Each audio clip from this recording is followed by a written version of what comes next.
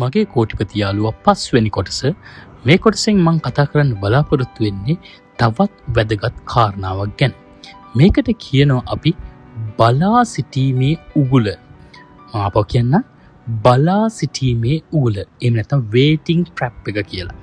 මොකක්ද මේ waiting trap එක කියලා කියන්නේ?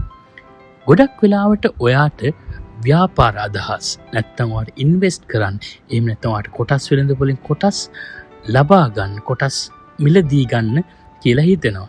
ඊට පස්සේ ඔයා හිතනවා මම ඊළඟ පඩිය හම්බුනාම ඒ පඩියෙන් සුළු ගානකින් මම කොටස් වෙළඳ පොලින් කොටස් ටිකක් මිලදී ගන්නවා. එහෙම නැත්නම් ඊළඟ පඩිය හම්බුනාම මම මේ ව්‍යාපාරය පටන් ගන්නවා. එහෙම නැත්නම් ඊළඟ පඩිය හම්බුනාම තමයි මම ආයෝජන අවස්ථාවට ආයෝජනය කරන්න කියලා. ගොඩක් වෙලාවට මේක ඔයාගේ හිතේ තියෙන දෙයක්. එහෙම නැත්නම් ඔයාට හිතනවා මේ ව්‍යාපාරය පටන් ගන්න මම සුදුසුම අවස්ථාව එනකම් බලන් ඉන්න ඕනි කියලා.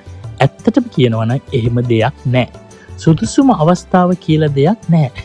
එහෙම ඔයා බලන් හිටියොත් ඔයාට ඒ ව්‍යාපාර අවස්ථාව සම්පූර්ණයෙන්ම අහිමි වෙන්න පුළුවන්.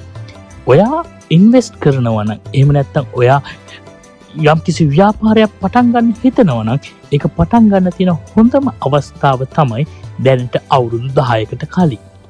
මම අපෝ කියන්නම් ඔයාට බිස්නස් එකක්, එහෙම නැත්නම් ඉන්වෙස්ට්මන්ට් එකක් කරන්න තියෙනවා නම් ඒක කරන්න තියෙන හොඳම අවස්ථාව උදා වෙලා තියෙන්නේ දැනට අවුරුදු 10කට කලින්. හැබැයි ඒ අවස්ථාව ගොඩක් වෙලාවට ඔයාට මිස් වෙලා ඇති. ඉතින් ඊළඟට තියෙන හොඳම අවස්ථාව තමයි දැන් මේ ඔයා ගත කරන මේ මොහොත.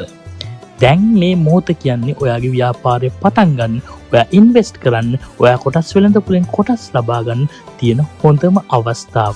ඒක හින්දා ඒ සඳහා වැඩ කටයුතු කරන්න ඔයා දැම්ම පටන් ගන්න ඕන. අපි නිකමට හිතමු ඔයා 2015 දී පෙට්‍රල් ලීටර් 10ක් රුපියල් 1300කට අරගෙන තියාගත්තා නම් අද වෙනකොට ඒ පෙට්‍රල් ලීටර් 10න් ඔයාට කොච්චරක් හොයන්න පුළුවන්ද? අද පෙට්‍රල් ලීටර් එකක් රුපියල් 400ක් කියලා කියමුකෝ. එතකොට ඔයාට 4000ක් හොයන්න පුළුවන්. ඔයාගේ ලාභය කොච්චරක්ද කියලා ඔයාට ගණනය කරලා බලන්න පුළුවන්.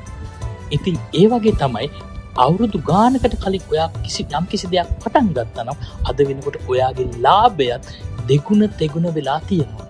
ඒක තමයි මම කිව්වේ ඔයාට ව්‍යාපාරයක් පටන් ගන්නවා නම් පටන් ගන්න තිබුණු හොඳම අවස්ථාව තිබිලා තියෙන්නේ දැනට අවුරුදු 10කට විතර කලින් කියන්නේ. ඉතින් මේ හැබිට් එක, එහෙම නැත්නම් මේ පුරුද්ද ඔයා ජීවිතයෙන් අයින් කරගන්නම ඕන පුරුද්දක්. ඒ හින්දා දැම්ම හොයලා බලන්න මොකක්ද හොඳ ව්‍යාපාර අවස්ථාව.